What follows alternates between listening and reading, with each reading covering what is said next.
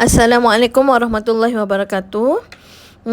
Untuk mata pelajaran sirah hari ini, kita sambung lagi dalam tajuk pembangunan agama Islam. Okey, hari ni kita nak belajar apa dia punya peranan masjid dalam pembentukan agama Islam. Minggu lepas kita dah belajar tentang masjid kan, pembinaan masjid, Masjid Quba, Masjid Nabawi, Masjidil Haram. Okey, minggu ni kita nak belajar lah apa dia peranan masjid dalam pembentukan negara Islam. Okey, boleh buka buku teks sirah muka surat 34. Peranan masjid. Rasulullah sallallahu alaihi wasallam menjadikan masjid sebagai pusat pembangunan manusia dari aspek akidah, ibadah, akhlak, syariat, muamalat, siasah, aktiviti umat dan pentadbiran negara. Okey, antara peranan masjid ialah nombor 1, masjid sebagai pusat ibadah. Masjid ialah tempat umat Islam mengerjakan ibadah fardu dan ibadah sunat. Seperti apa? Seperti solat 5 waktu, membaca Al-Quran, beriktikaf dan berzikir. Umat Islam akan bertemu setiap hari ketika mengerjakan solat 5 waktu dekat masjid.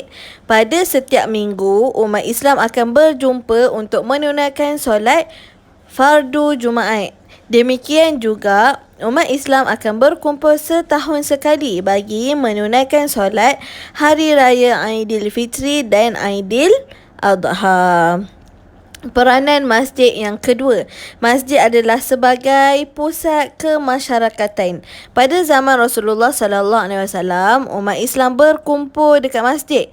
Untuk apa? Membincangkan pelbagai aktiviti masyarakat seperti menyelesaikan masalah rumah tangga, memupuk perpaduan umat, merancang, menyediakan pelbagai infrastruktur negara. Okey, itu peranan kedua. Peranan yang ketiga, masjid sebagai pusat pendidikan dan penyebaran ilmu pengetahuan.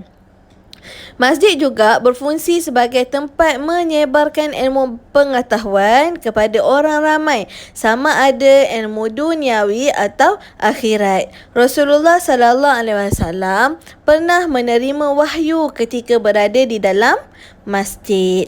Baginda menggunakan masjid untuk program pendidikan seperti apa? Seperti program mendidik serta menyampaikan ilmu kepada semua umat Islam.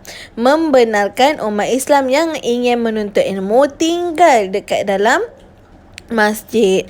Orang yang baru memeluk Islam dibenarkan juga untuk tinggal di dalam masjid. Cara ini dapat menarik perhatian orang ramai untuk mendengar pengajaran yang disampaikan oleh Rasulullah sallallahu alaihi wasallam. Peranan masjid yang keempat, sebagai pusat ekonomi. Rasulullah sallallahu alaihi wasallam menjadikan masjid sebagai tempat pengurusan ekonomi seperti mengurus dan mentadbir zakat, mengurus dan mentadbir harta wakaf, mengurus dan mentadbir jizyah iaitu cukai, mengurus dan mentadbir ghanimah iaitu harta rampasan perang.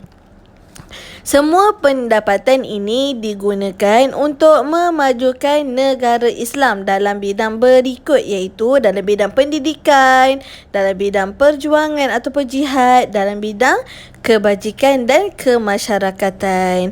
Okey, peranan masjid yang kelima.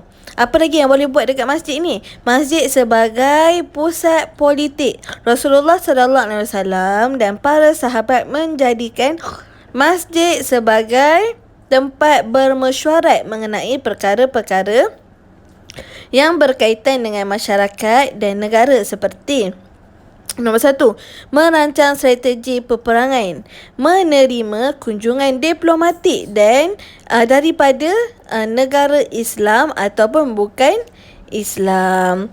Tempat pameran senjata. Okey, peranan masjid yang nombor 6. Okey, banyak sebenarnya peranan masjid ni kan. Banyak yang kita boleh buat apa dekat masjid tu. Okey, Nabi buat dulu. Nabi buat aktiviti dekat masjid. Okey, nombor 6, masjid sebagai pusat seni. Pada zaman Rasulullah sallallahu alaihi wasallam, masjid menjadi tempat untuk mempamerkan bacaan Al-Quran dan qasidah. Okey, seterusnya peranan masjid yang ketujuh, lambang perpaduan umat Islam. Masjid menjadi lambang perpaduan umat Islam dari zaman Rasulullah sallallahu alaihi wasallam hinggalah ke hari ini. Okey, pengajaran dia.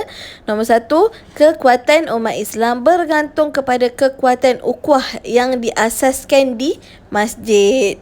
Nombor 2, pengurusan masjid yang cekap dapat membantu ekonomi dan sosial masyarakat umat Islam. Okey, sampai situ je dulu untuk pembelajaran kita petang ni.